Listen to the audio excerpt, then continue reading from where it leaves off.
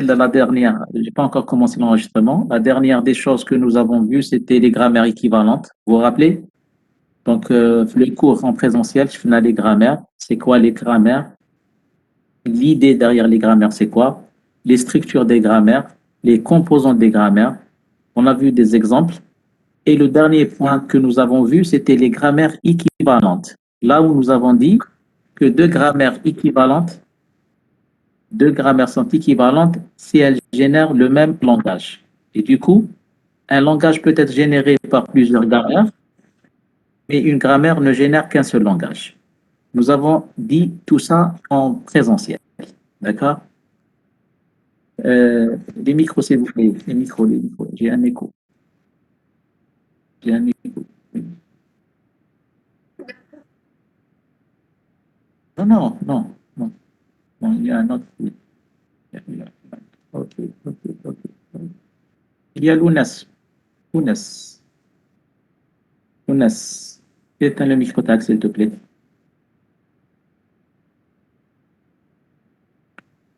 Parfait. Allez, comment ça?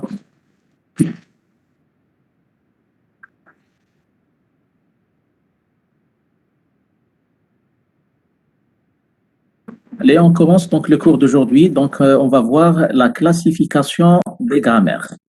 Alors, Noam Chomsky, donc je vais lire ce paragraphe intéressant, je vais le lire, ensuite je vais expliquer. Alors, Noam Chomsky, 2 secondes. Alors, Noam Chomsky a décomposé les grammaires formelles en catégories, en catégories, en catégories de pouvoir d'expression croissant, c'est-à-dire en groupes successifs pouvant chacun générer une variété de langages plus large que le groupe précédent. J'explique. Alors, Chomsky, donc celui qui est considéré parmi les pionniers dans le domaine de la théorie des langages, celui qui a proposé le premier fondement de la théorie des langages, a décomposé les grammaires formelles en catégories de pouvoir d'expression, c'est-à-dire il a proposé une classification des grammaires. Il a décomposé les grammaires en familles de grammaires ou bien en catégories de grammaires. D'accord? Chaque famille de grammaire a un pouvoir d'expression plus important que l'autre. C'est-à-dire chaque famille peut exprimer des langages qui ne peuvent être générés par d'autres grammaires. D'accord? Donc l'idée, il a décomposé les grammaires en catégories ou bien en types de grammaire, des choses que nous allons voir maintenant au détail. D'accord? Et du coup, on parle de la hiérarchie de Chomsky ou bien la classification de Chomsky. D'accord? On parle de la hiérarchie. Il y a des ouvrages dans la théorie des langages qui parlent de hiérarchie de Chomsky ou bien la classification de Chomsky, c'est-à-dire les différents types de grammaires ou bien les différentes familles des grammaires.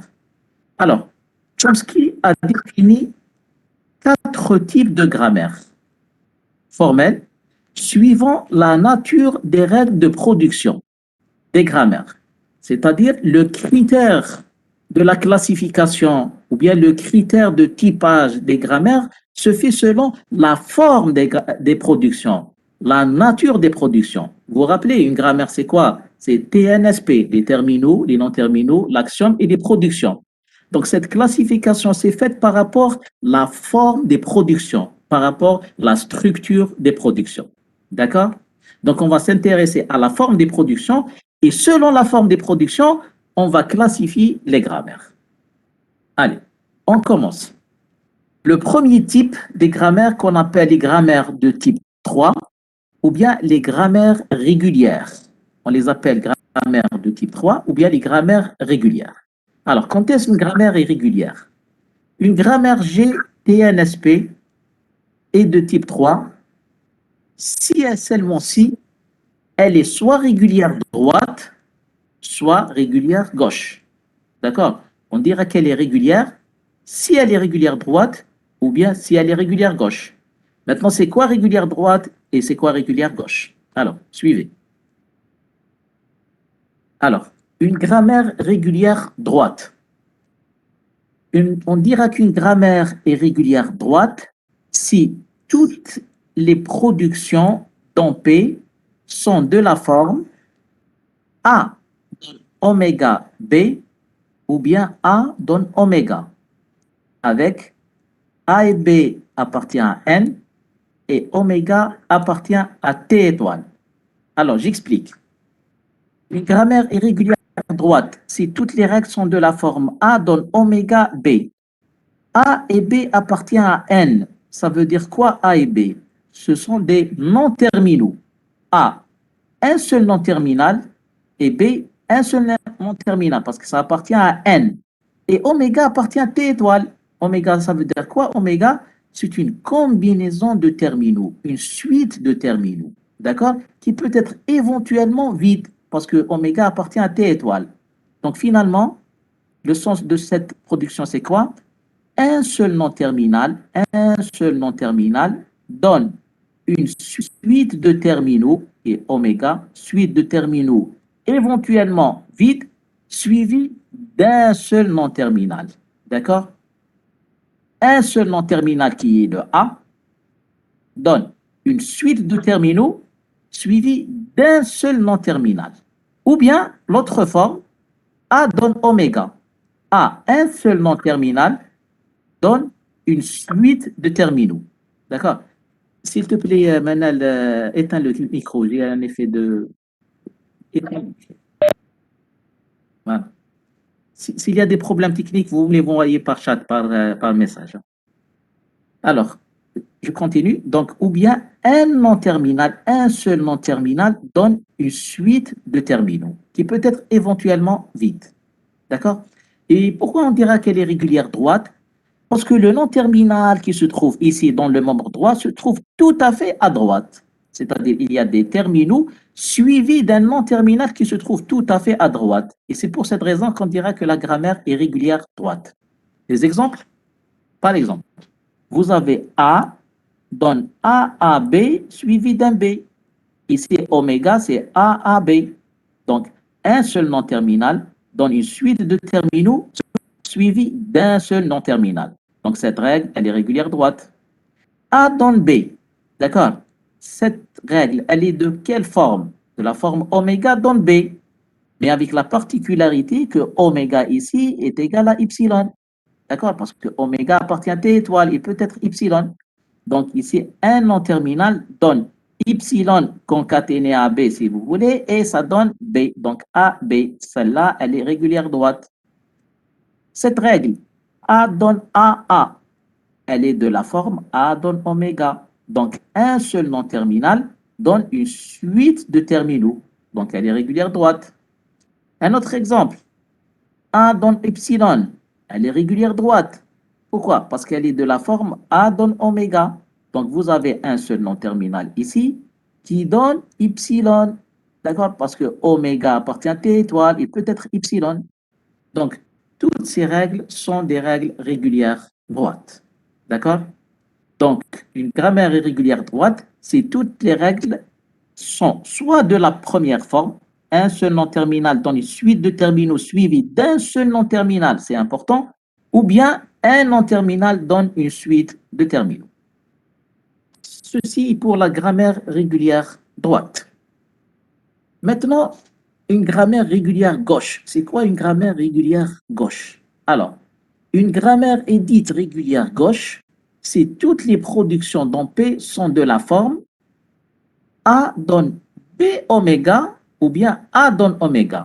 Avec A et B appartient à N, ça veut dire c'est des noms terminaux. Et puis un seul nom terminal, on ne trouve pas l'étoile ici, donc appartient à N. Et oméga appartient à T étoile. J'explique? Une grammaire irrégulière gauche si les productions sont de la forme A donne B oméga, c'est-à-dire un seul nom terminal donne un seul nom terminal suivi éventuellement de suite de terminaux. D'accord? Oméga, c'est une suite de terminaux.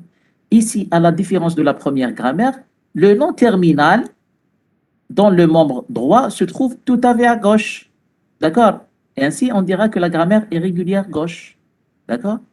Ou bien A donne oméga. Ça, c'est la même forme que pour la régulière droite, c'est-à-dire un seul nom terminal donne une suite de terminaux. Une suite de terminaux qui peut être éventuellement epsilon. D'accord? Donc, la différence entre régulière gauche et régulière droite, la régulière droite, le nom terminal ici qui se trouve dans le membre droit se trouve tout à fait à droite. Dans la régulière gauche, le nom terminal se trouve tout à fait à gauche. Des exemples? Alors, A donne B, un seul nom terminal, suivi d'une suite de terminaux. Donc, elle est régulière à gauche. D'accord? Ou bien, A donne B. Ici, oméga, c'est epsilon. Ici, oméga, c'est epsilon. On est de la première forme, mais sauf que oméga égale epsilon. Donc, elle est régulière à gauche. Ou bien, A donne AA, de la forme A donne oméga. D'accord? Un nom terminal donne une suite de terminaux. Ou bien, A donne epsilon.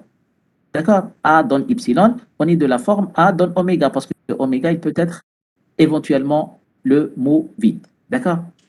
Alors, si vous suivez, s'il vous plaît, dites-moi, qu'est-ce que vous remarquez? Qu'est-ce qu'on remarque? A donne oméga de gauche. Tout à fait. Tout à fait. A donne oméga, elle est régulière gauche et régulière droite en même temps. D'accord? Autre chose, s'il vous plaît? Qu'est-ce qu'on remarque? D'autres remarques?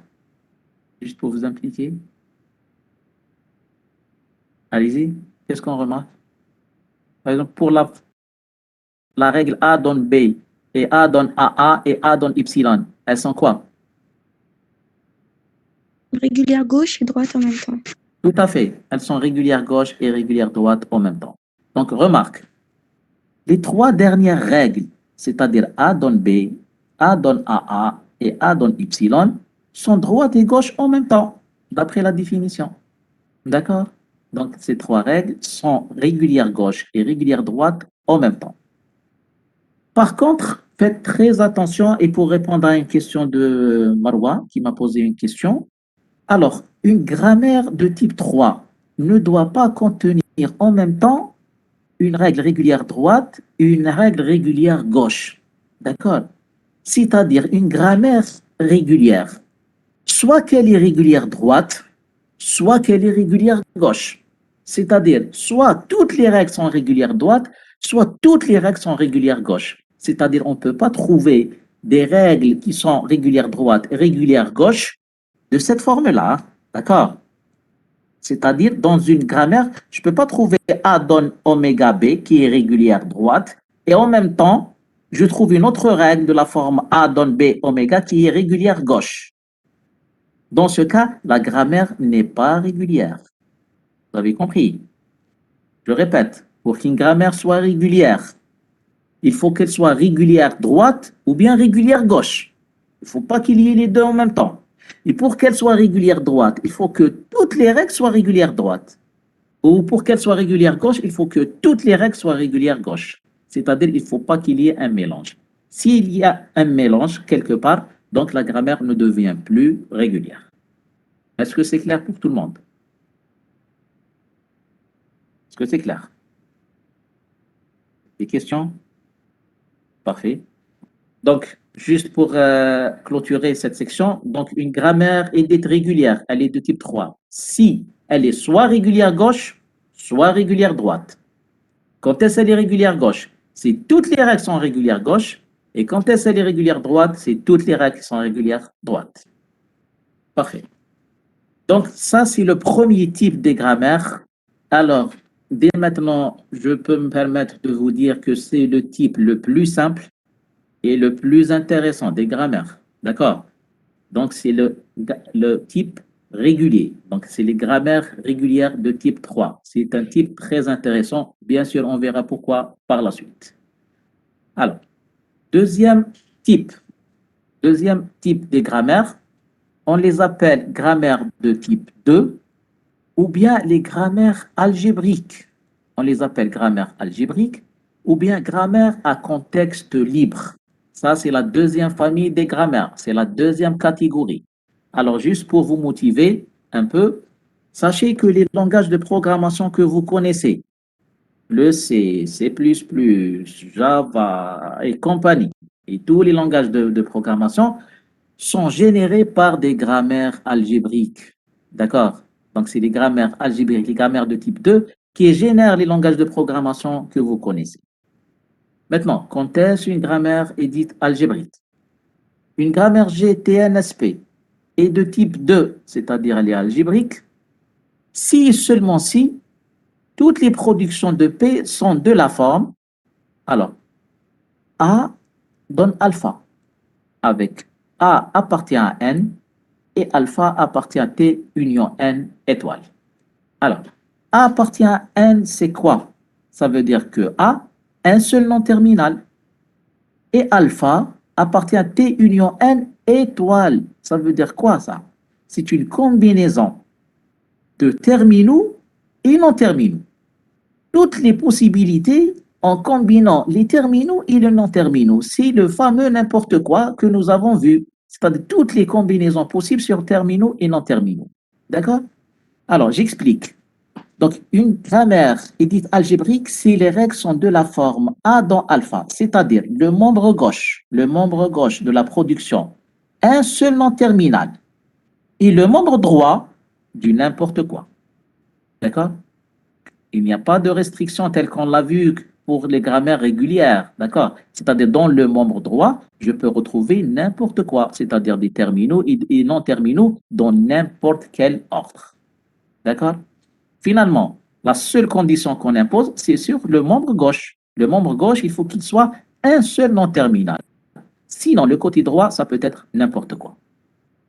Exemple, par exemple, A donne A, B, B. Donc, une combinaison entre terminaux A et B et le non terminal B. D'accord? Un autre exemple. A donne A et au milieu B, B. Ici, on trouve deux non terminaux. C'est permis. Une autre possibilité, A donne B, B. Ici, on trouve uniquement des non terminaux. C'est permis. Parce que la seule condition, elle est imposée sur le membre gauche. D'accord? C'est permis. Ici, A donne A, B, B. Une suite de terminaux suivie d'un seul non terminal. D'accord? C'est permis. Et même la règle A donne Y, elle est algébrique. Parce que le membre gauche, un seul non terminal, le membre droit ici, c'est Y. Et nous avons dit, le cas général, c'est du n'importe quoi, y compris Y. Donc, toutes ces règles sont algébriques, sont de type 2. D'accord? Remarque, la seule condition pour les grammaires algébriques porte sur le membre gauche. D'accord? On s'intéresse uniquement sur le membre gauche, qui est constitué d'un seul nom terminal. D'accord? Oui, Ilani. Effectivement, A donne Y, elle est de type 2 et elle est de type 3. Tu as raison. C'est vrai, une bonne remarque. Alors, donc, je répète, donc la seule condition porte sur le membre gauche qui est constitué d'un seul nom terminal. Le membre droit peut être n'importe quoi. D'accord? Donc, les grammaires algébriques sont relativement simples à vérifier. Pour les grammaires régulières droite et gauche, vous vous rappelez, il y avait certaines conditions, des terminaux suivis d'un seul nom terminal qui se trouve tout à fait à droite ou bien tout à fait à gauche. Pour les grammaires algébriques, le membre droit peut être n'importe quoi, peu importe. On s'intéresse uniquement au membre gauche. D'accord? Ah, je pense que c'est clair pour les grammaires algébriques. Allez, on continue, s'il vous plaît. Donc, le troisième type des grammaires qu'on appelle grammaire de type 1, ou bien on les appelle grammaire contextuelle. Grammaire contextuelle. Quand est-ce une grammaire, elle est de type 1, et ici, s'il vous plaît, ça mérite un peu plus d'attention. D'accord? Donc, essayez de suivre. Une grammaire GTNSP est de type 1, c'est-à-dire contextuelle, si et seulement si toutes les règles de production dans P sont de la forme, alors, alpha A bêta donne alpha oméga bêta. Avec alpha et bêta appartient à T union N étoile, A appartient à N et oméga appartient à T union N plus. On explique. Alpha, bêta appartient à T union N étoile. Ça veut dire quoi, alpha et bêta? C'est des combinaisons entre terminaux et non terminaux. Vraiment, c'est du n'importe quoi. C'est une combinaison de terminaux et non terminaux qui peut être éventuellement le mot vide. Le A, ce A, appartient à N. Ça veut dire quoi? Un seul non terminal. Un seul non terminal. Et oméga appartient à T union N plus, c'est-à-dire en combinaison de terminaux et non terminaux, mais qui ne peut pas être le mot vide. D'accord? Ainsi, le sens de cette règle, c'est quoi?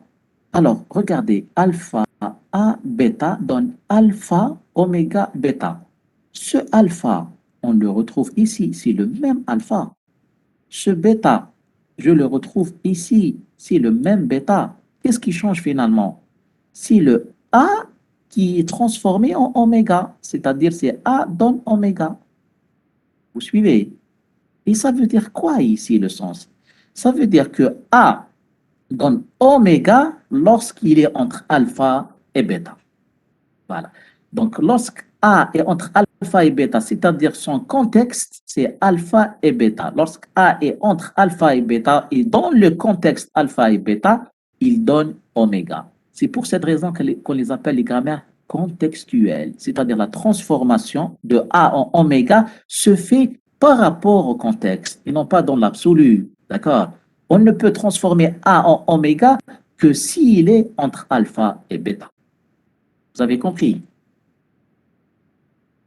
Est-ce que c'est clair? C'est-à-dire la transformation. Oui, parfait, parfait, très bien, Oui, monsieur. parfait, très bien. Donc la transformation de A vers oméga se fait lorsque A est entre alpha et bêta, c'est-à-dire lorsque A est dans un certain contexte. Le contexte, c'est alpha et bêta. Alpha et bêta ne changent pas, les contextes ne changent pas. D'accord? Voilà. Donc ça, c'est les grammaires de type A. Et il y a une condition supplémentaire, alors, et une contrainte sur le mot vide. Il y a une deuxième condition qui est la suivante. Seule l'axiome peut générer le mot vide. Uniquement l'axiome, à savoir S, qui peut générer le mot vide. Et dans ce cas, lorsque S génère le mot vide, il n'apparaît pas dans un membre droit d'une production. D'accord? Il y a une condition supplémentaire qui dit que seule l'axiome qui peut générer le mot vide. On permet que l'axiome peut générer le mot vide. Mais dans ce cas, c'est-à-dire lorsque l'axiome génère le mot vide, on ne doit pas retrouver l'axiome dans un membre droit d'une production. C'est interdit. D'accord? Mais s'il ne génère pas le mot vide, on peut tolérer ça. D'accord? Seule l'action peut générer le mot vide. D'accord? Uniquement le S qui donne Y. Aucun autre nom terminal ne peut donner Y. Et dans le cas où S donne Y, chose qui est permise, le S, le fameux S, ne doit pas apparaître dans un membre droit d'une production. D'accord? Donc, c'est une condition supplémentaire sur les grammaires contextuelles. Alors, ici, c'est une explication de ce que nous avons dit tout à l'heure. Donc, la règle alpha A, B donne alpha oméga B, d'accord? C'est-à-dire A donne oméga. Remarquez que alpha et bêta sont les mêmes, ce qu'on appelle le contexte, signifie que le nom terminal A est remplacé par oméga si son contexte gauche est alpha et le contexte droit, c'est bêta. Voilà, donc c'est la signification de cette règle. D'accord? Voilà. Oui, Zineb, oui, c'est ça. Elle est de type 1. La règle que tu as donnée, elle est de type 1. Oui. C'est-à-dire A dans C, c'est B. Elle est de type 1. Alors, remarque, les grammaires contextuelles sont appelées aussi grammaires à contexte lié. Alors, il y a des ouvrages de référence qui les appellent grammaires contextuelles ou bien des grammaires à contexte lié. C'est quoi le sens de contexte lié? C'est-à-dire la transformation de A la transformation de A vers oméga, elle est liée au contexte. C'est-à-dire, elle n'est pas libre. D'accord? La transformation, elle est liée au contexte. Le contexte, c'est quoi? C'est alpha et bêta. Donc, on parlera de grammaire contextuelle ou bien de grammaire à contexte lié. D'accord? Donc, on a vu les grammaires de type 3. C'était simple. Les grammaires de type 2. Ensuite, les grammaires de type 1. Qu'est-ce qu'il nous reste à voir à votre avis? Sachant qu'il y a 4 types. Tout à fait bon. Type 0. Très bien. Type 0. On a commencé par le type 3, ensuite le type 2, ensuite type 1 et ensuite le type 0. Alors, ce qui est bien, donc peut-être en voyant le type 1, on s'attend à ce que le type 0 soit compliqué. Ben non. Le type 0, c'est le type le plus simple. Alors, type 0, on les appelle grammaire sans restriction ou bien grammaire générale. Les grammaires de type 0, c'est des grammaires là où il n'y a aucune condition. Donc, une grammaire G, TNSP est de type 0 si la forme des règles de production dans P n'est l'objet d'aucune restriction. Il n'y a aucune contrainte sur les règles. Vous avez compris? Pour type 3, type 2, type 1, on a imposé de certaines règles. Pour type 0, il n'y a aucune règle, aucune restriction, aucune contrainte sur la structure. Quelle que soit la forme de la règle de production, quelle que soit la forme de la, elle est vraiment de type 0. D'accord? Donc, il n'y a pas une contrainte, il n'y a pas un modèle de production. N'importe quelle production, n'importe quelle forme, elle est de type 0. D'accord? C'est bon pour les types? Est-ce que c'est clair les 4 types? Parce que maintenant, on va voir une section très très importante. On va comparer les types et éventuellement, on va essayer de trouver la relation entre les types. Est-ce que c'est clair pour les types? Donc, type 3, régulière, qui peut être soit régulière gauche, régulière droite. Type 2, algébrique. Type 1, contextuel. Et type 0, grammaire générale. Aucune condition, aucune contrainte. Alors, donc, nous avons présenté les grammaires, les types des grammaires. Maintenant, on va étudier la relation entre ces types. S'il y a relation, d'accord? Alors, type 3, je vais commencer par un petit rappel. Je vais vous mettre toutes les formes sous les yeux et essayer de me trouver la relation ou bien le lien entre les types. Donc, un rappel. Donc, les grammaires de type 3 sont de la forme A donne oméga B, ou bien A donne B oméga, ça c'est régulière droite et ça c'est régulière gauche, et nous avons dit soit régulière droite, soit régulière gauche. Et, ou bien, deuxième forme qui est commune pour les deux, de la forme A donne oméga, avec A appartient à N, c'est un seul nom terminal, et oméga appartient à T étoile. Oméga, ça peut être une suite de terminaux. Ça, c'est le type 3. Un rappel. Ensuite, nous avons vu le type 2. Type 2. Un seul nom terminal donne une suite de terminaux. Suite de terminaux ou non terminaux. Une combinaison entre terminaux et non terminaux. Faites attention. Oméga ici appartient à T union N étoile. Donc, ça peut être des terminaux ou des non terminaux. C'est le n'importe quoi. Le membre gauche, un seul non terminal. D'accord. Ensuite, nous avons vu le type 1, qu'on appelle les grammaires contextuelles. Les grammaires contextuelles de la forme alpha A bêta donnent alpha oméga bêta. D'accord? Ensuite, nous avons vu les grammaires de type 0. Les grammaires de type 0, elles sont simples, dans le sens où il n'y a aucune contrainte. Ça veut dire quoi? N'importe quelle règle de production, elle est de type 0. D'accord?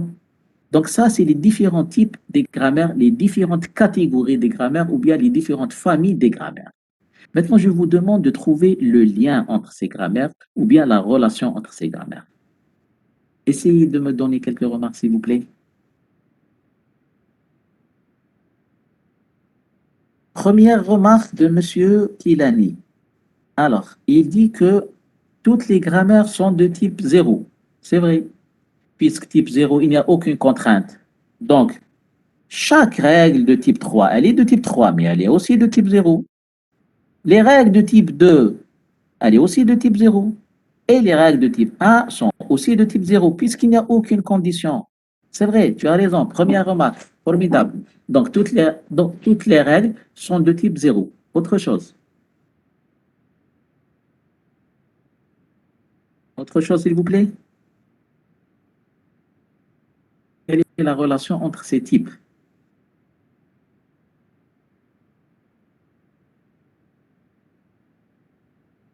Amine, type 1, de type 2 et 3. Essaye de préciser, c'est quoi la remarque? Allez, un petit effort, s'il vous plaît. C'est quoi la relation? Monsieur, les grammaires de type 1 et 3, elles sont toutes les deux de type 2. Les grammaires de type? 1 et 3. Non. Une grammaire de type 1, elle n'est pas de type 2, parce que type 2, nous avons dit que le membre gauche doit être un seul nom terminal, tandis que dans les grammaires de Oui. type 1, on peut avoir une combinaison. Donc Bah, type 1, pas de type 2. le contraire alors de type 2 Voilà, et de type. tout à fait, c'est le contraire. Alors, allez, suivez, s'il vous plaît. Alors, si on prend une grammaire de type 3, une règle de type 3, A donne oméga B, elle est de type 3, effectivement, c'est vrai, elle est de type 3. Mais est-ce qu'elle est de type 2 en même temps? Une grammaire de type 3 de la forme A donne oméga B. Et une grammaire de type 2, A donne oméga, le membre droit du n'importe quoi. Donc, on remarque que chaque grammaire de type 3, elle est de type 2. Parce que type 2 dit que le membre droit peut être n'importe quoi. Donc, une suite de terminaux suivie d'un seul nom terminal peut être considérée comme n'importe quoi. Donc, elle est de type 2. Donc, toutes les règles de type 3, toutes les règles de type 3, elles sont de type 2. D'accord? Parce que dans le type 2, la seule condition, elle est imposée sur le membre gauche. Du moment où il y a un seul membre gauche, le membre droit peut être n'importe quoi. Un cas particulier, lorsque je donne oméga B, donc ça peut être le n'importe quoi. Donc, chaque règle de type 3, elle est de type 2. Première remarque. Deuxième remarque. Si on veut comparer le type 2 avec le type 1, regardez, A donne oméga. A donne oméga. A est remplacé par oméga. Et dans le type 1, alpha AB donne alpha oméga B. Ici, toujours A est remplacé par oméga. D'accord? Mais il y a le alpha et le bêta. Donc, on peut voir la règle de type 2 comme étant un cas particulier de type 1 pour le cas où alpha et bêta sont égaux à epsilon. D'accord? Donc, A oméga, si vous mettez alpha epsilon et bêta epsilon, ça donne epsilon A epsilon qui donne epsilon oméga epsilon. Donc, A donne oméga. Donc, une grammaire de type 2, elle peut être considérée comme une grammaire de type 1, ou plutôt une règle de type 1, pour laquelle alpha et bêta sont égaux à epsilon. Est-ce que vous êtes d'accord? Chaque règle de type 2, elle peut être considérée comme une règle de type 1, pour laquelle alpha et bêta sont égaux à epsilon. Parce que si vous vous rappelez, alpha et bêta appartiennent T union N étoile. Donc, ils peuvent être epsilon. Lorsque je remplace alpha et bêta par epsilon, je vais obtenir A dans oméga. Donc, une règle de type 2, elle est de type A. D'accord? Et finalement, chaque règle de type 1, chaque règle de type 1 peut être considérée comme une règle de type 0 parce qu'il n'y a aucune contrainte sur le type 0. Donc, toutes les règles sont de type 0. Ainsi, quel est le résultat final? Quelle est la remarque finale? Qu'est-ce qu'on peut déduire maintenant? Allez-y. Qu'est-ce qu'on peut déduire? Un fameux résultat? Tout à fait, Lies. Tout à fait, Lies. Donc, R3, c'est-à-dire les grammaires de type 3, sont incluses dans les grammaires de type 2 et les grammaires de type 2 sont incluses dans les grammaires de type 1 et les grammaires de type 1 sont incluses dans les grammaires de type 0. Ainsi, nous avons la hiérarchie de Chomsky, la fameuse hiérarchie, le fameux résultat de Chomsky qui dit que les grammaires de type 3 sont inclus dans les grammaires de type 2 et les grammaires de type 2 sont inclus dans les grammaires de type 1 et les grammaires de type 1 sont incluses dans les grammaires de type 0. D'accord? Et vous l'avez vu vous-même, parce que chaque règle de type 3 peut être vue comme étant une grammaire de type 2, Mais pas l'inverse. Mais pas l'inverse. Il y a des grammaires, des règles qui sont de type 2 qui ne sont pas de type 3. Pas l'inverse. Mais toute règle de type 3, elle est de type 2. Pareil entre type 2 et type 1. Toute règle de type 2, elle est de type 1. Pour le cas où alpha et bêta sont égaux à epsilon. Mais il y a des règles de type 1 qui ne sont pas de type 2. Et pareil, et suivant cette logique, toutes les règles de type 1 sont de type 0. Ainsi, on obtient la fameuse hiérarchie de Chomsky. Voilà, donc c'est ça le résultat le plus important de Chomsky, c'est la classification de Chomsky ou bien la hiérarchie de Chomsky. Alors, la hiérarchie de Chomsky. Donc, tout à fait au milieu, nous avons les grammaires régulières. D'accord, les grammaires régulières qui sont incluses dans les grammaires algébriques en bleu. D'accord? Chaque grammaire régulière, elle est algébrique. Donc, les grammaires algébriques contiennent les grammaires régulières. Et les grammaires algébriques sont incluses dans les grammaires contextuelles. D'accord? Et les grammaires contextuelles sont incluses dans les grammaires générales. D'accord? Faites attention. Chaque grammaire régulière, elle est algébrique. Mais possible qu'il y ait des grammaires algébriques qui ne sont pas régulières. Mais chaque grammaire algébrique, elle est contextuelle. Pareil, les grammaires contextuelles, si la grammaire, elle est là, elle n'est pas algébrique. D'accord? Mais par contre, la grammaire contextuelle, elle est grammaire générale. Donc, c'est ça la fameuse hiérarchie de Chomsky ou bien l'inclusion de Chomsky. Est-ce que c'est clair? Ça, c'est important, c'est très important. Donc, ça, c'est très, très important en théorie de langage, cette relation entre les types des langages, les types des grammaires et par conséquent, les types des langages tels qu'on va le voir par la suite. Remarque, donc, faites attention. Donc, pour une grammaire G donnée, on cherche à trouver le plus petit type de G au sens de l'inclusion, du plus haut rang. D'accord? C'est-à-dire, si vous avez une grammaire qui est dans la zone verte, c'est clair, elle est régulière. Vous êtes d'accord? Mais si elle est régulière, elle est aussi algébrique. Et si elle est algébrique, elle est contextuelle. Et si elle est contextuelle, elle est aussi générale. Mais nous, en pratique, on cherche toujours à donner le sens le plus restrictif, d'accord? Le plus interne. Donc, si elle est là, vous direz qu'elle est régulière. Il ne faut pas dire qu'elle est algébrique. D'accord? Parce que si vous me dites qu'elle est algébrique, je suppose qu'elle est là. D'accord? Est-ce que vous avez compris? Donc, si elle est régulière, c'est vrai, elle est régulière, elle est algébrique, mais vous me dites qu'elle est régulière. Il faut donner toujours le sens le plus restrictif. Maintenant, si une grammaire est algébrique, si elle est là, c'est vrai, elle est algébrique et elle est contextuelle, mais ne me dites pas qu'elle est contextuelle, vous me dites qu'elle est algébrique, parce que algébrique est plus restrictif que contextuel. Et pareil pour les grammaires générales. Donc, moralité, qu'est-ce qu'il faut retenir? Il faut toujours donner le sens le plus restrictif. Donc, si elle est là, vous me dites qu'elle est régulière. Ne me dites pas qu'elle est algébrique. Si elle est là, vous me dites qu'elle est algébrique. Ne me dites pas qu'elle est contextuelle, et ainsi de suite. Est-ce qu'on s'est compris? Est-ce que c'est clair?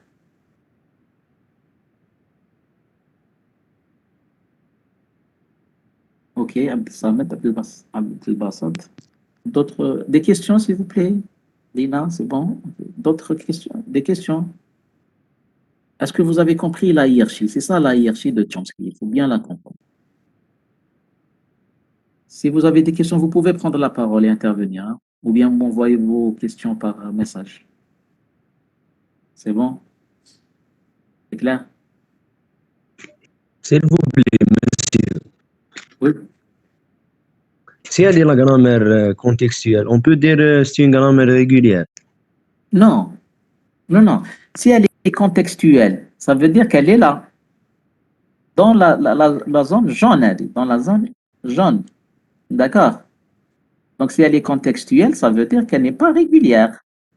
D'accord? Régulière, ça veut dire qu'elle est contextuelle. Le cas général d'une grammaire contextuelle peut ne pas être régulière si elle est là. Donc, elle n'est pas régulière. Tu as compris? Oui, c'est bon. Merci, monsieur. Voilà. Si elle est régulière, sûrement elle est contextuelle. Ça, si elle est contextuelle, possible qu'elle ne soit pas régulière. Si elle est là, dans cet endroit, ou bien dans la zone bleue, elle est contextuelle, mais elle n'est pas régulière. D'accord?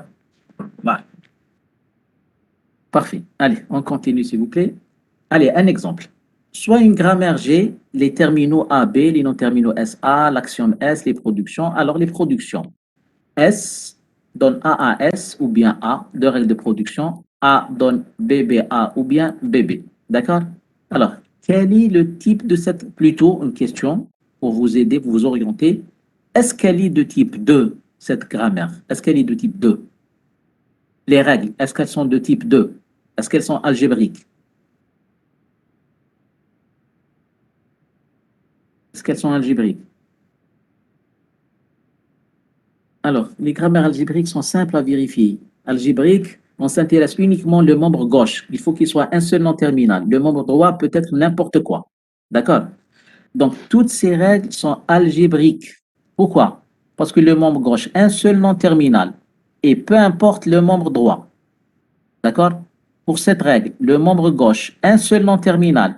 Et peu importe le membre droit. Donc, toutes ces règles sont algébriques. D'accord? Donc, c'est une grammaire de type 2. Car toutes les règles sont de la forme A donne alpha. Avec A appartient à N, un seul nom terminal, et alpha appartient à T union N étoile. D'accord? J'espère que vous êtes d'accord que cette grammaire, elle est de type 2, elle est algébrique. D'accord? Mais elle est aussi de type 3. Précisément, elle est régulière droite. D'accord? Elle est régulière droite parce que toutes les règles sont de la forme A donne oméga B. Regardez. Oméga B. Ici, oméga, c'est Y. Donc, de la forme S donne A. La règle A donne BBA. Donc, suite de terminaux suivie d'un seul nom terminal. Donc, elle est de type 3. Et la dernière règle, A donne BB, une suite de terminaux. Donc, elle est de type 3. Donc, finalement, cette grammaire, toutes ces règles sont de type 2, telles qu'on l'a vérifié dans une première étape. Et il s'avère qu'elles sont aussi de type 3. Précisément, elle est régulière droite. Alors, dans ce cas, on dira qu'elle est de type 3. Faites attention, on ne va pas dire qu'elle est de type 2, bien que les règles respectent la forme de type 2, mais on dira qu'elle est de type 3, tel qu'on l'a dit tout à l'heure. On donne toujours le sens le plus restrictif en termes de l'inclusion. Type 3 est plus petit que type 2, donc si elle est de type 3, on dira qu'elle est de type 3, et on ne dira pas qu'elle est de type 2. Pourquoi? Parce que si elle est de type 3 finalement, elle est de type 2. C'est clair, c'est-à-dire on sous-entend qu'elle est de type 2. C'est systématique. D'accord? Si elle est de type 3, si systématiquement elle est de type 2.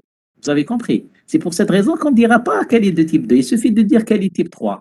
Par contre, si vous dites qu'elle est de type 2, ça ne veut pas dire pour autant qu'elle est de type 3. Voilà, c'est ça l'idée.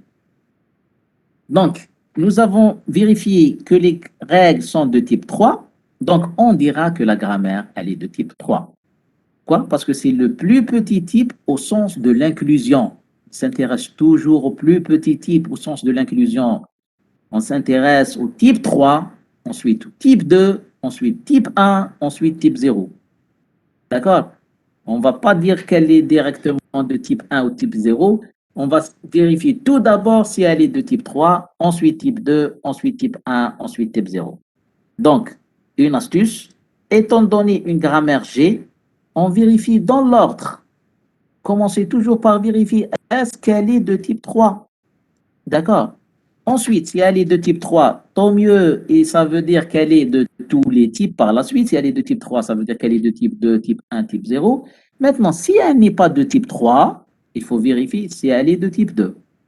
Si elle est de type 2, on s'arrête. Sinon, on vérifie est-ce qu'elle est de type 1. Si elle est de type 1, ça veut dire qu'elle est de type 1 et type 0. Si elle n'est pas de type 1, on dira qu'elle est de type 0.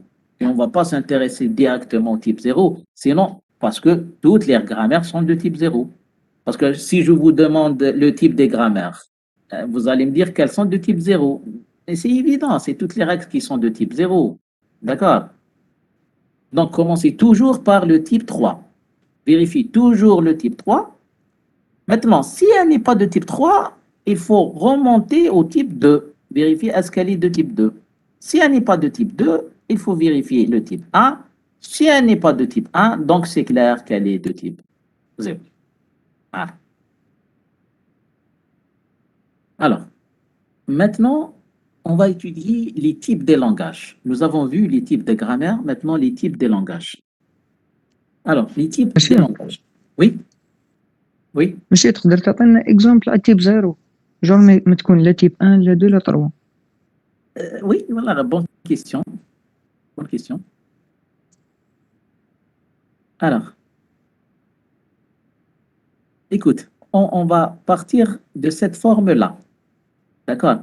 Alpha A bêta donne alpha oméga bêta. Dans le type 1, alpha ne change pas et bêta ne change pas. Et d'accord.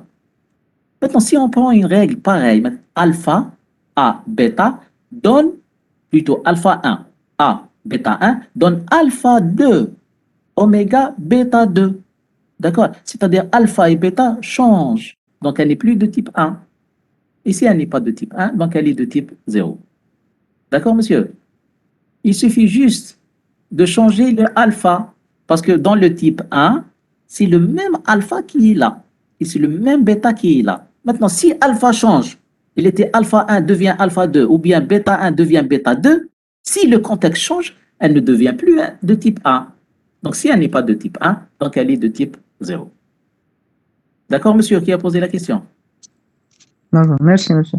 Ok, de rien. Bonne question. Alors, voilà. Donc, nous avons vu les types des grammaires, la relation entre les types des grammaires. Maintenant, on va étendre ce typage, cette classification pour les langages. D'accord? Alors, à chaque type de grammaire est associé un type de langage. N'oubliez pas que la grammaire génère le langage, la grammaire produit le langage. D'accord? La grammaire engendre le langage. Donc, s'il y a plusieurs types de grammaire, donc forcément, il y a plusieurs types de langage. Alors, les grammaires de type 3, c'est-à-dire les grammaires régulières, génèrent ce qu'on appelle les langages réguliers. D'accord? C'est des langages très intéressants, les langages réguliers qui sont générés par les grammaires de type 3. Les grammaires de type 2 génèrent les langages algébriques ou bien à contexte libre. D'accord? Qui contiennent entre autres les langages de programmation. D'accord? Les langages de programmation que vous connaissez sont des langages algébriques, sont dans les catégories algébriques, ou bien à contexte libre. D'accord? Ils sont libres de contexte. La transformation, elle est libre elle n'est pas liée au contexte, contrairement aux grammaires contextuelles. D'accord? Les grammaires de type 1 génèrent les langages contextuels ou bien à contexte lié, c'est-à-dire les transformations des noms terminaux vers des suites de terminaux et non terminaux sont liées au contexte. D'accord?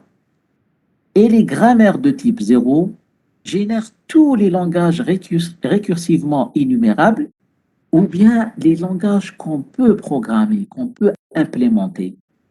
D'accord? Parce qu'au-delà, on trouvera les langages qu'on ne peut pas implémenter ou bien les langages indécidables. Donc, s'il y a grammaire, donc elle va engendrer un langage qui est récursivement énumérable ou bien on les appelle les langages décidables. D'accord? Donc, ce qu'il faut retenir, c'est que chaque type de grammaire génère un type de langage. D'accord? Voilà. Alors, définition type d'un langage. Un langage est de type I s'il existe une grammaire de type I qui le génère. D'accord? Et du coup, finalement, combien y a-t-il de types pour les langages? Il y a 4 types. Donc, les langages de type 3, les langages de type 2, les langages de type 1 et le langage de type 0. Donc, le type de la grammaire est lié au type de langage. D'accord? Un détail, un langage est strictement de type I. On parle de strictement de type I s'il est engendré par une grammaire de type I et il n'existe pas de grammaire de type supérieur à I qui l'engendre. J'explique. Nous avons vu qu'un langage peut être généré par plusieurs grammaires. Nous l'avons vu. Et dans ce cas, on parlera de grammaire équivalente. Mais ces grammaires peuvent être de types différents. C'est-à-dire le même langage peut être généré par une grammaire de type 2 et une grammaire de type 3.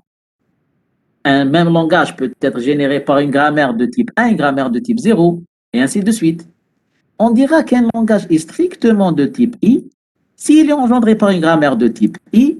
Il n'existe pas une grammaire supérieure à I. C'est-à-dire, par exemple, un langage strictement de type 2. Si on lui trouve une grammaire de type 2 qui le génère, première condition, et on ne trouve pas une grammaire de type 3 qui le génère. D'accord? C'est-à-dire, il n'y a pas une grammaire de type supérieur qui le génère. Dans ce cas, on dira qu'il est strictement de type I. Exemple. ANBM est de type 3. Le langage ANBM, une suite de AN suivie d'une suite de BM. D'accord? Il est de type 3 parce qu'il y a une grammaire de type 3 qui le génère. Je vais la présenter tout à l'heure dans le cas des grammaires classiques. Mais ANBN est strictement de type 2. Pourquoi il est strictement de type 2? Parce qu'il existe une grammaire algébrique qui le génère d'un côté, et jamais je ne pourrai trouver une grammaire de type 3 qui le génère. Vous avez compris? ANBN, il est généré par une grammaire de type 2, donc il est de type 2. Mais il n'existe pas une grammaire de type 3 qui le génère. Impossible. Dans ce cas, on dira qu'il est strictement de type 2. D'accord? Remarque, à vrai dire un rappel, un langage peut être généré par différentes grammaires qui peuvent être de types différents. Ça, on l'a vu. D'accord? Le même langage peut être pas généré par plusieurs grammaires qui sont dans ce cas des grammaires équivalentes, mais possible qu'elles soient de types différents. D'accord? Possible qu'il existe une grammaire régulière et une grammaire algébrique qui génèrent le même langage. D'accord? Donc, dans ce cas, un langage prend le plus petit type au sens de l'inclusion. C'est-à-dire, si un langage est généré par une grammaire de type 3, d'accord, une grammaire de type 3, une grammaire de type 2, le langage prend le type le plus restrictif. Dans ce cas, il est de type 3. Vous avez compris? Donc, un langage prend le plus petit type au sens de l'inclusion. S'il est généré par type 3 et type 2, on dira qu'il est de type 3. S'il est généré par une grammaire de type 2 et une grammaire de type 1, on dira qu'il est de type 2. Faites attention. S'il est généré par une grammaire de type 1 et une grammaire de type 0, on dira qu'il est de type 1. C'est-à-dire qu'il prend toujours le sens ou bien le plus petit type au sens de l'inclusion. Le type qui se trouve tout à fait à l'intérieur. D'accord? Voilà. Je vais donner un exemple. Alors, le langage oméga R.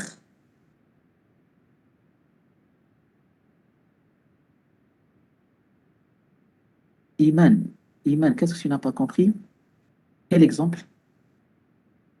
Celui-là. À NBM.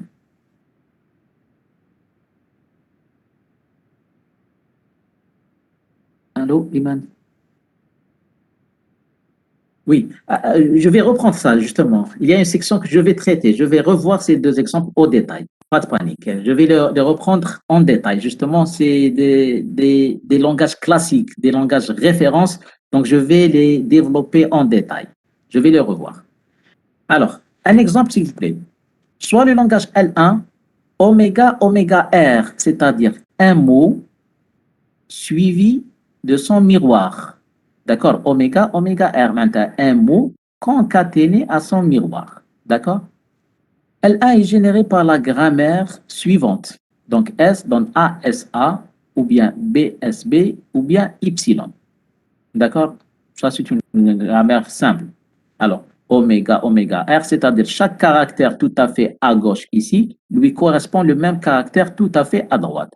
Donc, pour un A tout à fait à gauche, lui correspond un A tout à fait à droite.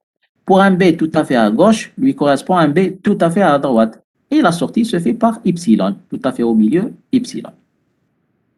G n'est pas de type 3.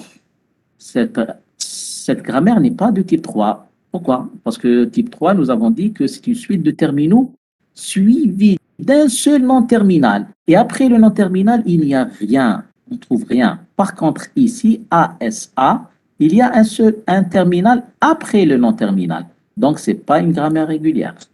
D'accord? Donc, ce n'est pas une grammaire régulière. Par contre, elle est algébrique. Donc, cette grammaire n'est ni régulière droite, ni régulière gauche. Donc, elle est algébrique. Alors, cette grammaire est de type 2, car toutes les règles sont de la forme A donne alpha, avec A appartient à L, un seul nom terminal, et alpha appartient à T, union N, étoile, une combinaison de terminaux et non terminaux. Donc, L1 est de type 2, car il est généré par une grammaire de type 2. D'accord? On est d'accord. Maintenant, le langage A2NBM. Un autre exemple. Suivez, s'il vous plaît. Ici, suivez bien. Hein? Ici, oméga, oméga R, nous avons trouvé une grammaire algébrique. Donc, nous avons dit que le langage, il est de type 2. Maintenant, soit le deuxième langage, A2N, BM. Ça veut dire quoi? Quels sont les mots de ce langage? Une suite aléatoire de A, avec une condition supplémentaire que la suite de A, c'est une suite paire. Regardez, A2N, c'est une suite paire de A, suivie d'une suite aléatoire de B. Aucune condition sur le B. D'accord? Alors, L2 est généré par la grammaire suivante. Alors, pour trouver la grammaire, l'idée, c'était de décomposer le mot en deux parties. La partie A et la partie B. D'accord? Et du coup, S donne A, B. C'est les deux parties, A et B. La partie A, c'est une suite paire de A, suite aléatoire, une suite paire de A, minimum epsilon. Donc, A, lui, qu'est-ce qu'il fait? Une suite aléatoire de A, mais une suite paire, 2 par 2, 2 par 2, 2 par 2, minimum epsilon, parce que n supérieur est égal à 0. Et la partie B, le B, le B, qu'est-ce qu'il génère, lui? Une suite aléatoire de B, une suite aléatoire de B, minimum epsilon. D'accord? Donc, G2 n'est pas de type 3, car la règle SAB n'est ni régulière droite, ni régulière gauche. Cette grammaire que j'ai proposée ici, elle est juste. D'accord? Elle génère tous les mots du langage et rien que les mots du langage, donc elle est correcte. En plus, elle n'est pas de type 3, elle est de type 2 à cause de la règle S donne AB. D'accord? Donc, G2 n'est pas de type 3. G2 est de type 2 car toutes les règles sont de la forme A donne alpha, A un seul nom terminal et alpha c'est du n'importe quoi. D'accord? L2 est donc de type 2 car il est généré par G2 qui est de type 2. Je pense que vous suivez. Donc on dira dans ce cas que L2 est de type 2. D'accord? Parce qu'il existe une grammaire de type 2 qui le génère. Mais la question qu'on se pose et on doit se poser toujours, peut-on trouver une grammaire de type 3 qui le génère? C'est vrai, nous avons trouvé une grammaire algébrique qui le génère, c'est vrai. Mais est-ce qu'on n'aurait pas pu trouver une grammaire régulière droite ou régulière gauche qui le génère? Et dans ce cas, dans le cas où on trouverait une grammaire régulière, le langage serait de type 3. Donc faites attention, c'est très important. Carrément, c'est le type qui change.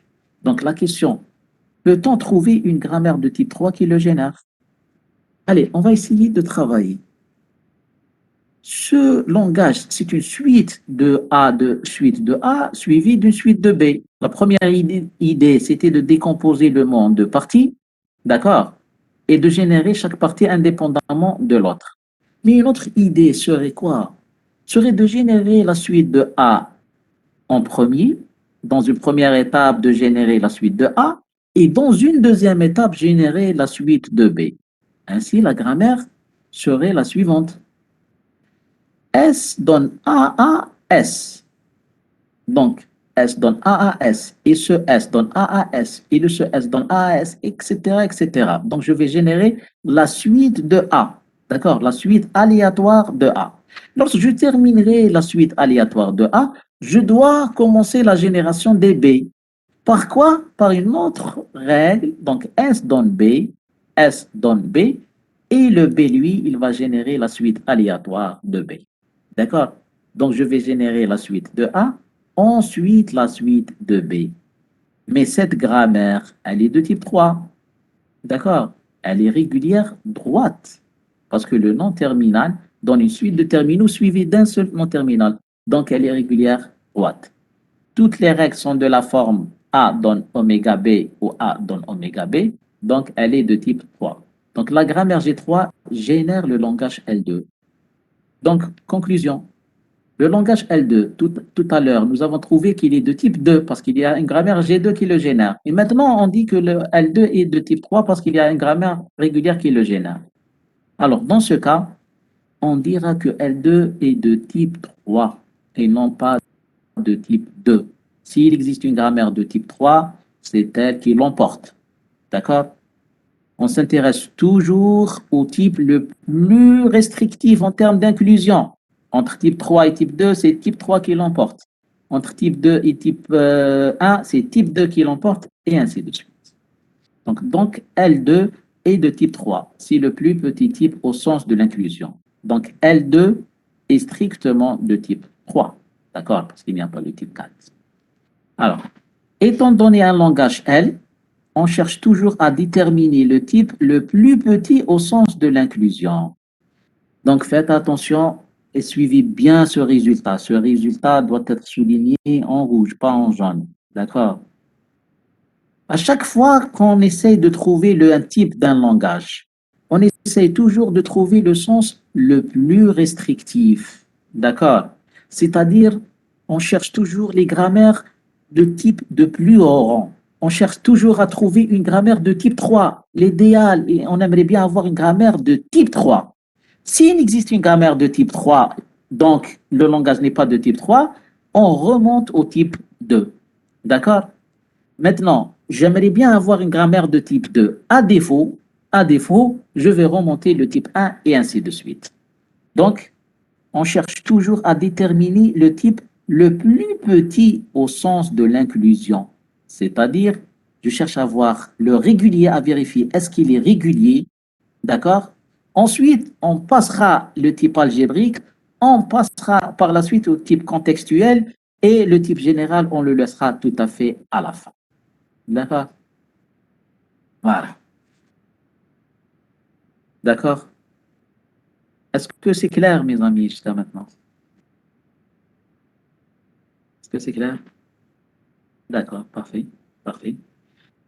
Alors, maintenant, une dernière section que j'appelle les exemples classiques de langage. Et du coup, pour répondre à la question de mademoiselle Iman, voilà, donc je donnerai des langages classiques, d'accord, des langages classiques, et je donnerai leur grammaire. Ce sont des langages de référence. Chaque type ou bien chaque famille de langage a un langage référence, un langage type qui la représente. D'accord? Alors, le type 3. Le type 3, c'est le langage ANBM, tel que NM supérieur ou égal à 0. D'accord? Et la question, je vous demande de trouver la grammaire de ce langage. Donc, une suite aléatoire de A suivie d'une suite aléatoire de B. Tel que je l'ai dit en TD, en présentiel, avant de se lancer dans les règles de production, essayez toujours de donner des exemples, d'analyser les mots, de dégager une forme générale, ensuite donner les règles de production. Alors, les mots de ce langage, regardez, une suite de A suivie d'une suite de B, et puis un M supérieur égal à 0, aucune condition sur le N et le M. Donc, le plus petit mot est sans doute epsilon, pour le cas où N égale 0 et M égale 0. Ensuite, j'ai un A tout seul, pour le cas où M égale 0 et N égale 1. J'ai le B tout seul, dans le cas où N égale 0 et M égale 1. J'ai le AA, d'accord, dans le cas où j'aurais pas de B carrément, j'aurais uniquement des A. C'est possible. Comme je peux avoir uniquement des B. Comme je peux avoir une combinaison de A et de B. Je peux avoir un seul A et plusieurs B, c'est-à-dire le nombre de A dépasse le nombre de B, ou bien le nombre de B dépasse le nombre de A. Donc, au bout de 3, 4 exemples, une forme générale qui se dégage. Une forme générale qui se dégage. Alors, la forme générale, c'est quoi? Une suite aléatoire de A, aucune condition sur le nombre de A, suivie d'une suite aléatoire de B. D'accord? Alors, une grammaire de type 3 qui engendre L est la suivante. Donc, pour avoir les mots de cette forme rouge-là, je vous demande de les générer. Alors, l'idée est la suivante. Je commence la génération par la suite de A. Je commence la génération de la gauche vers la droite. Donc, je commencerai par générer la suite de A, une suite aléatoire de A. Ensuite, lorsque je terminerai la suite aléatoire de A, je vais générer la suite aléatoire de B. Ainsi, la grammaire est la suivante. Donc, S donne AS. Cette règle, que fait cette règle? Génère la suite aléatoire de A. Donc, S donne AS, et le S donne AS, et le S donne AS, etc., etc. Donc, je vais générer la suite de A. Après avoir terminé complètement la génération des A, le S, le dernier S, complètement tout à fait à droite, donne un B, un autre nom terminal B. D'accord? Et que fait le B justement, lui? Il va générer la suite aléatoire de B. Donc B, B, et le B donne B, et le B donne, et ainsi de suite, et ainsi de suite. Le dernier B donne Y. D'accord? Et puis, c'est une grammaire de type 3. Donc, c'est une grammaire régulière droite. Regardez les règles. S donne AS, ou bien S donne B, ou bien B donne BB. Donc, elle est régulière droite. Dites-moi, est-ce que je peux générer Y à partir de cette grammaire? Comment on génère le Y? On vérifie, est-ce qu'elle génère tous les mots? Comment? Pour avoir le Y? Oui, monsieur. S donne directement B et le B donne directement Y.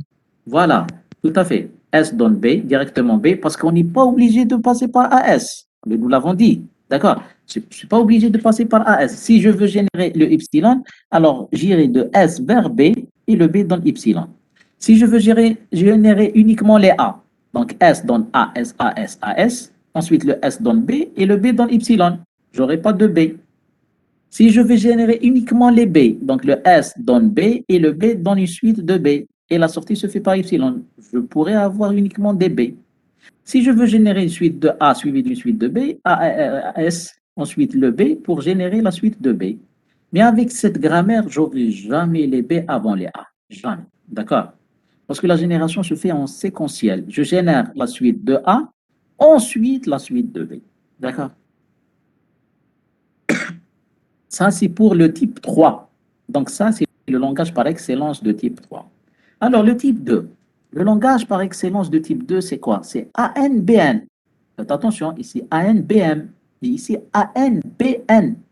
C'est-à-dire une suite aléatoire de A suivie de la même suite de B. C'est-à-dire il y a autant de A que de B.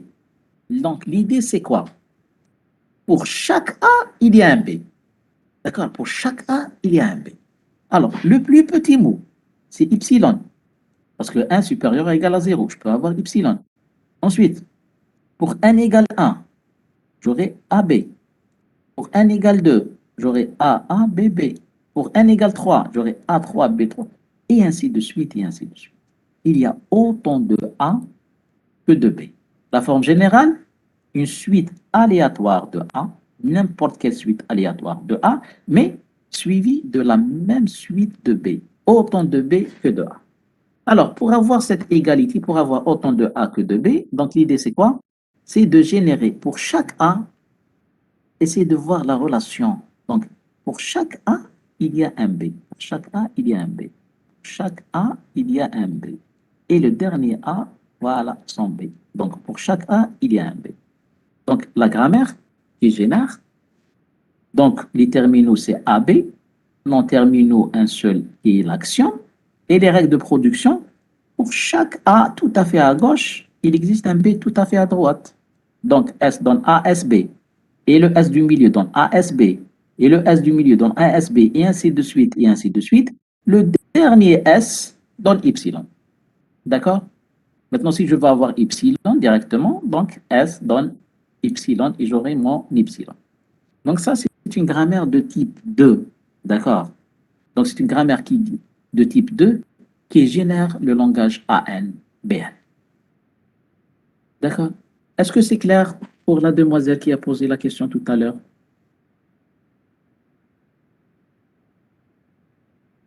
Est-ce que c'est clair, ces deux grammaires? Ok. Est-ce que c'est clair pour tout le monde?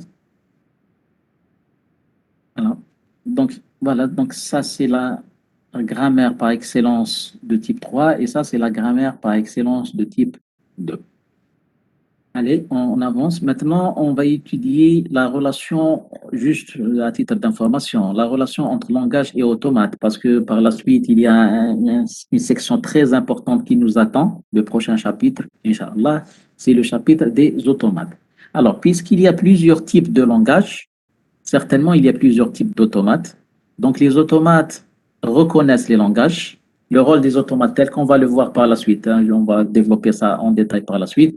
Ici, juste une diapo à titre d'information. Donc, enfin, à chaque type de langage est associé un type d'automate qui permet de reconnaître les langages de sa classe. Donc, l'automate, que fait l'automate par rapport au langage? C'est un lien de reconnaissance ou bien un lien de vérification. D'accord? Alors, les langages de type 3 sont appelés aussi des langages réguliers. Ils sont reconnus par les automates d'état fini. Un type d'automate, pensez le prochain chapitre, c'est un gros chapitre, d'accord? Va le voir, Inch'Allah, la semaine prochaine. Donc, c'est un chapitre très intéressant, chapitre des automates. Le langage de type 2 sont appelés aussi les langages algébriques et qui sont reconnus par des automates à pile, d'accord? Ces automates, on va les voir aussi. Donc, il y a le mot pile qui doit vous interpeller. Donc, les piles au sens algorithmique. Donc, c'est des automates munis, dotés de piles. La structure de données pile. Là où il y a empilement, désempilement, etc. Les langages de type 1 sont appelés aussi des langages contextuels qui sont reconnus par des automates à bande linéaire. Donc, ça, c'est un type particulier d'automate. Et les langages de type 0 sont appelés des langages récursivement énumérables. Ils sont reconnus par les machines de Turing que vous avez vues en première année. Alors, juste à titre d'information, les automates à bande linéaire ressemblent aux machines de Turing. Mais elles sont moins expressives, moins fortes que les machines de Turing. Les machines de Turing sont plus fortes que les automates à borne linéaire. D'accord? Voilà. Donc, ça, c'est la relation entre langage et automate. Alors, sur ce, j'arrête l'enregistrement. Voilà, donc, هادو les types des grammaires et les types des langages. Est-ce que vous avez compris? Est-ce que c'est clair? Bon, j'ai arrêté l'enregistrement. Donc, vous pouvez poser n'importe quelle question, vous pouvez intervenir, je vous passe la parole. Et puis, c'est une habitude qu'on va suivre par la suite. Peut-être pendant le cours, les gens n'ont pas eu le temps, ou là, ils ont hésité à poser des questions, ou là. Donc, à chaque fin de séance, je réserve 10 minutes, ou là, pour vous donner la parole. Vous n'avez pas eu le temps d'intervenir, ou là, des zones d'ombre, ou là, je peux reprendre n'importe quel diapo. À vous la parole, s'il vous plaît.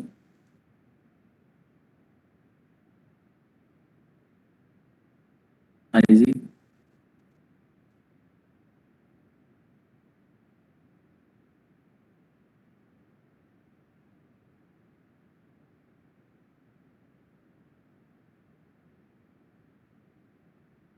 نعاود نكسبليكي بك لي غرامير ريغوليير هادوك باسكو راح نخدمو بهم بزاف par la suite. Alors, une grammaire régulière. Une autre explication. Donc, une grammaire régulière.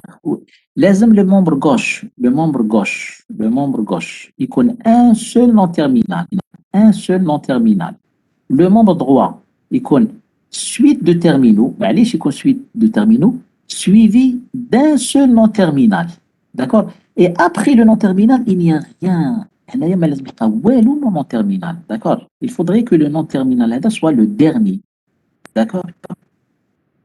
Un seul nom terminal. Donc, un seul nom terminal donne une suite de terminaux qui peut être vide éventuellement suivi d'un seul nom terminal. Et surtout, après le nom terminal هذايا B, on ne trouve rien. D'accord? C'est pour cette raison qu'on dira elle est régulière droite. Maintenant, le nom terminal se trouve tout à fait à droite. Et après ce nom terminal, on ne trouve rien. D'accord? Les régulières gauche. Régulière gauche. وقتاش تكون régulière gauche؟ لازم un seul nom terminal يمد un seul nom terminal, suivi d'une suite de terminaux. D'accord?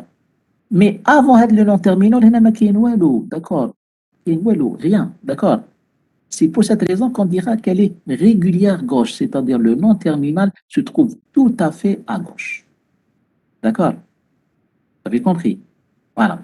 Et puis, une grammaire irrégulière, soit qu'elle est régulière gauche, soit qu'elle est régulière droite.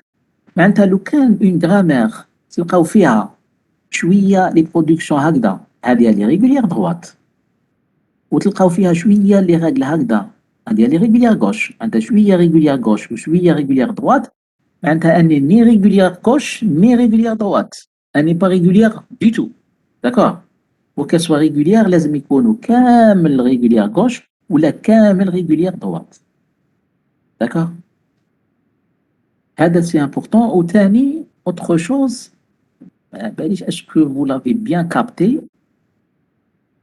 lorsque je demande les grammaires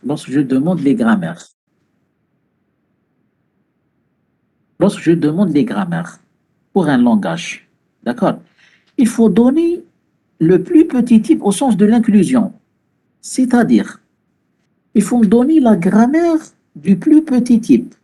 عندها لازم تبدو لي type 3. إذا ما كاش type 3 أعطوني type 2.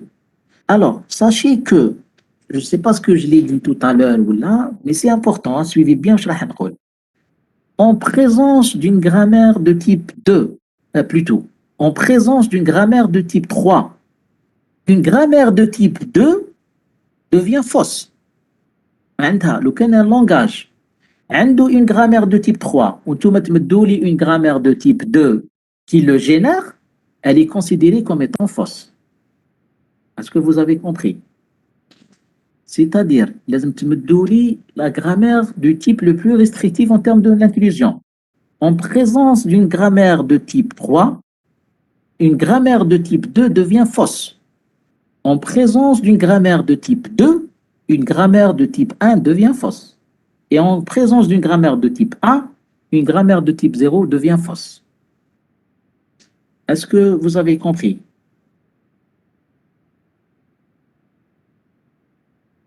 Est-ce que vous avez compris ce que j'ai dit là? Voilà. Voilà. Donc, le can est un langage, le can est un langage, un de deux grammaires, un de type 3 ou type 2.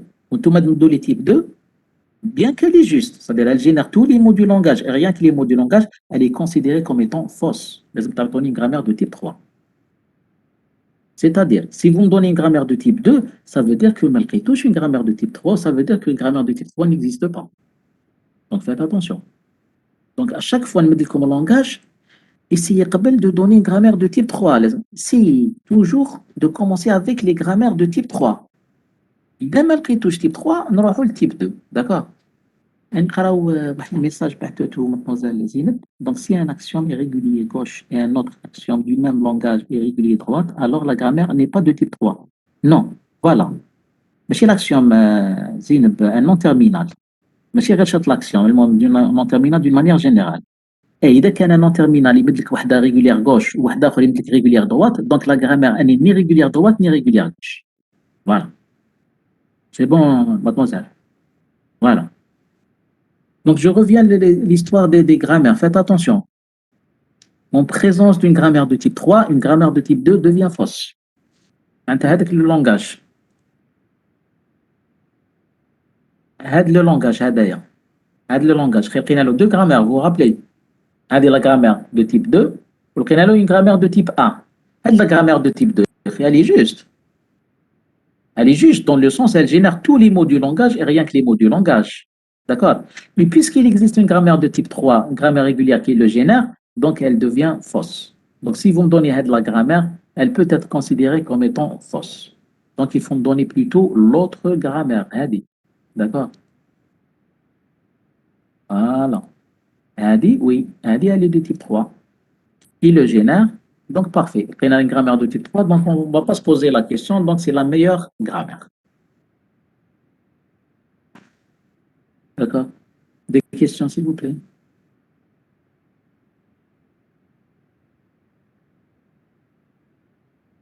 des questions, s'il vous plaît? C'est clair? Ok, donc si c'est clair, je vous remercie. Donc, tout à l'heure, je mettrai le cours sur l'espace modèle. D'accord, il est enregistré. Donc, vous pouvez le revoir à tout moment. D'accord. Et bien sûr, quels les supports de cours. Vous avez la vidéo, elle est bien expliquée, donc vous pouvez la revoir à tout moment. Donc, si vous n'avez pas de questions, donc je vous libère pour un quart d'heure. Allez-y vous reposer pour un quart d'heure, d'accord? Et on reprend